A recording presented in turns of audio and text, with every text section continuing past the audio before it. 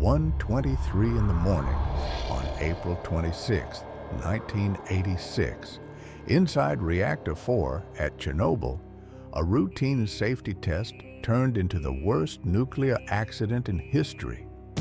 In less than a minute, one reactor was destroyed. Radioactive material began pouring into the atmosphere, and an entire city was doomed before most of its people had even woken up. This was not just an explosion. It was the moment a superpower lost control of both a reactor and the truth. And what makes Chernobyl terrifying is not just how powerful it was, it is how fast it happened. A chain of decisions, delays, design flaws, and seconds of false confidence pushed Reactor 4 into a state where disaster was no longer possible to stop. By the time anyone understood what was happening, the core was already tearing itself apart. If you enjoy dark historical disasters told like a cinematic story, drop a like and subscribe now, because this one only gets worse from here. The most chilling part is that the men inside the control room still thought they could fix it. The reactor was supposed to be shut down on April 25th for routine maintenance. Engineers decided to use that shutdown to run a safety experiment. If the plant lost external power, could the spinning turbine keep the cooling pumps running for the 40 to 60 seconds needed before the diesel backup generators fully came online? A similar test had failed before, so this was supposed to be the corrected version. Instead, it became the trap. Then the first problem hit. The regional grid controller asked the plant to keep producing electricity longer than planned, delaying the shutdown for hours. That pushed the test into the night shift, when a different crew inherited a reactor already moving into unstable conditions.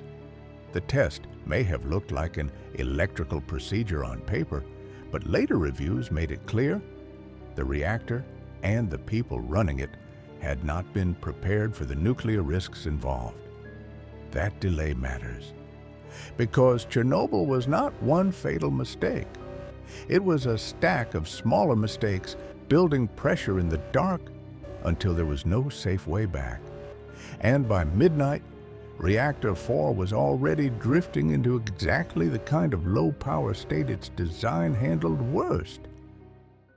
At 0:28 on April 26th, the reactor's power dropped to about 30 megawatts thermal, far below where it should have been for the test. Operators tried to recover, but xenon poisoning, cooling effects, and the design of the RBMK reactor made that difficult. By 1 o'clock, they had stabilized it at only about 200 megawatts thermal, far below the intended operating range. But they decided to go ahead anyway. To keep the reactor alive at that level, too many control rods had to be withdrawn. Later calculations showed that at 1:22:30, the operating reactivity margin was effectively equal to only 8 control rods, even though plant rules required a minimum of 15. In other words, the reactor was already being held in a dangerous state before the test even properly began. And this is where the real nightmare begins. The RBMK had a dangerously large positive void coefficient in these conditions. In simple terms, if water in the core turned to steam, reactivity could rise instead of falling. More steam meant more power. More power meant more steam. It was the kind of feedback loop that can go from unstable to catastrophic in seconds. At 1:23:04, the operators closed the turbine feed valves and the actual test began. For about 30 seconds, everything still looked survivable. Then the turbine slowed, pump flow dropped, feed water entered warmer. Boiling increased in the lower part of the core, and the reactor began moving toward runaway power. At 1:23:40, the emergency shutdown button, AZ5, was pressed.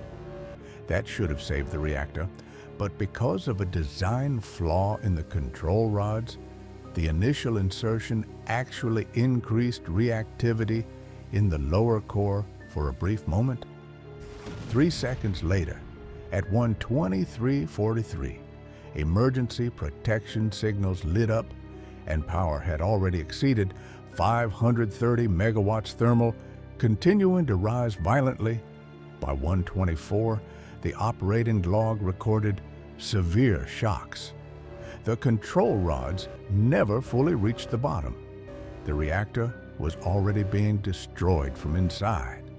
Think about that.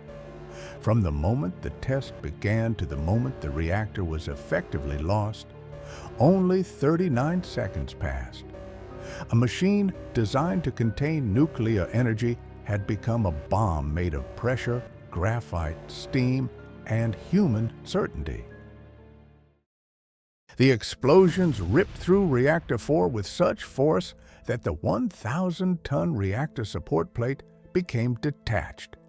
Fuel channels ruptured, pressure surged, steam exploded through the system, graphite was exposed, and burning debris was thrown across the site.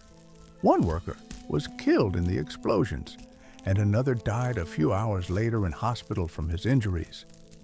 And then came the invisible scale of the disaster.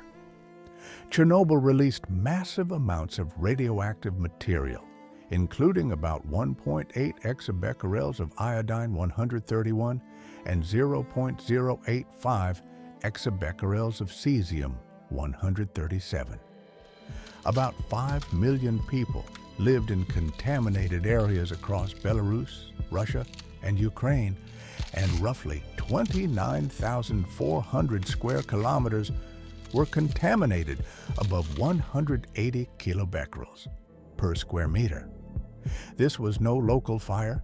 It was a radioactive event that crossed borders.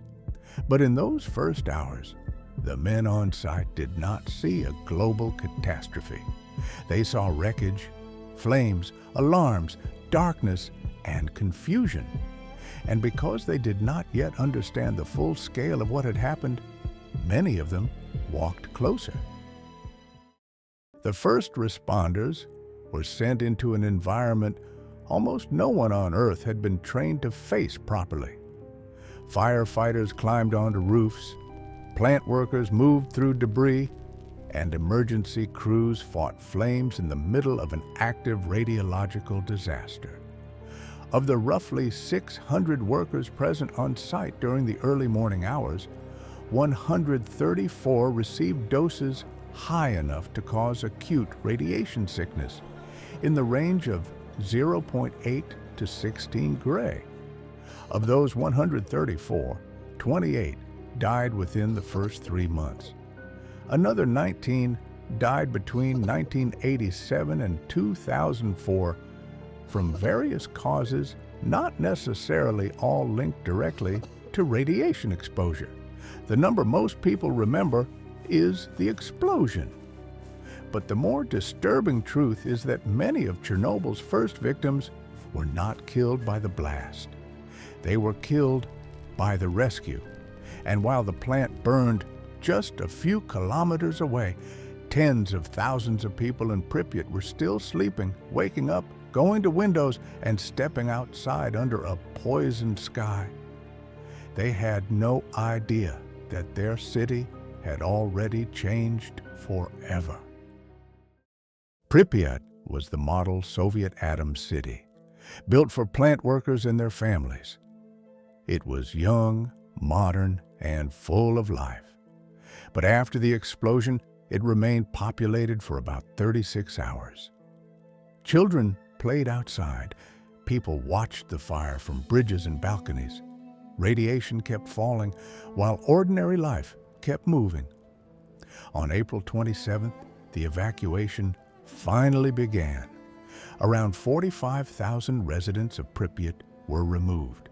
By May 14th, about 116,000 people living within a 30-kilometer radius had been evacuated and relocated. Later, Another 220,000 people were resettled from less contaminated areas. Many evacuees were told they would return in a few days. Most never did. That is one of the cruelest details in the entire story. Chernobyl did not just kill and contaminate, it interrupted normal life so suddenly that people left behind toys, photo albums, dishes, school books, furniture, and futures. The city did not die dramatically. It was abandoned almost mid-sentence. At first, the Soviet Union tried to contain the disaster the same way it contained political problems, with silence. But radioactive particles do not obey censorship. On April 28th, monitoring stations in Sweden detected unusually high levels of radioactivity and demanded answers. Only then did the Soviet government publicly admit that an accident had happened at Chernobyl.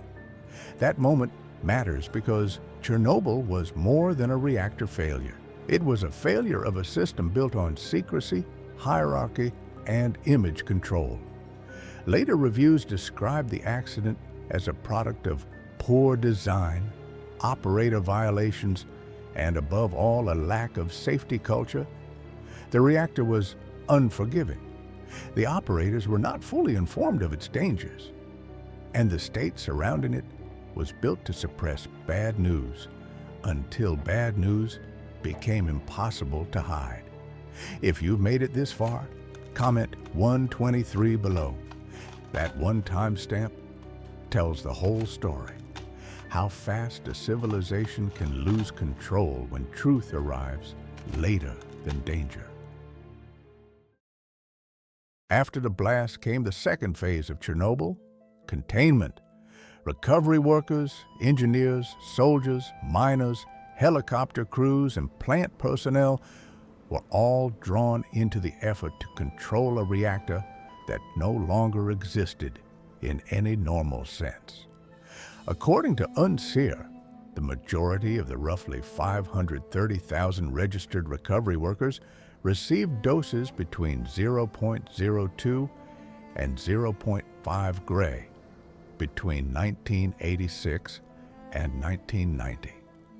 The Soviet response eventually sealed the destroyed unit beneath a hastily built shelter, while vast territories remained contaminated.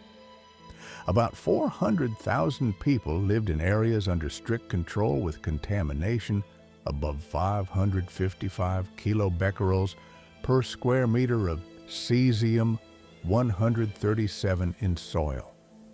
The original 30-kilometer exclusion zone, first around 2,800 square kilometers, was later modified and extended to about 4,300 square kilometers.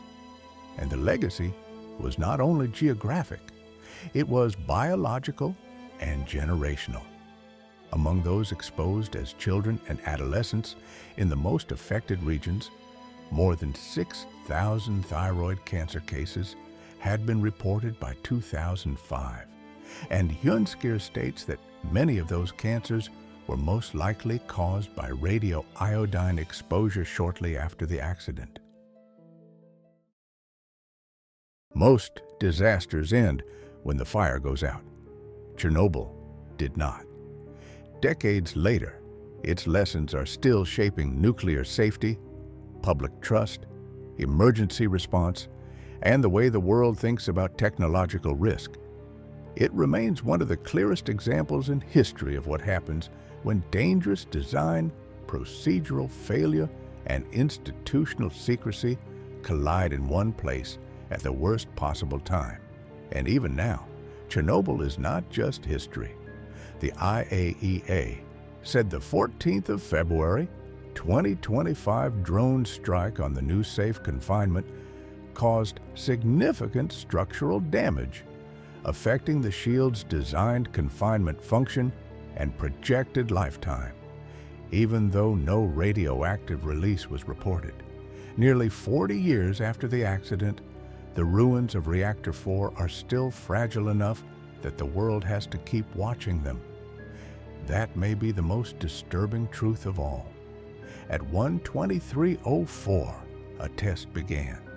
By 1:24, a reactor was dying. But the consequences did not last minutes or days or even decades. They are still here. And if you want more dark history told with this kind of intensity, subscribe, because the next story might be just as unbelievable and just as real.